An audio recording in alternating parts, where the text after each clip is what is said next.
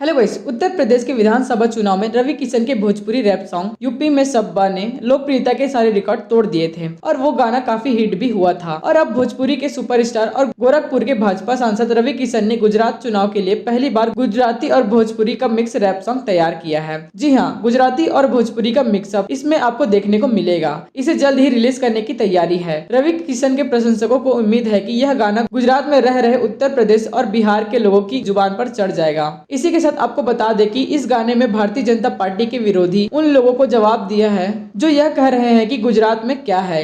इस गाने में रवि किशन अपने अंदाज में बताते हैं कि गुजरात में मोदी छे और पूरा गाना इसी के इर्द गिर्द है।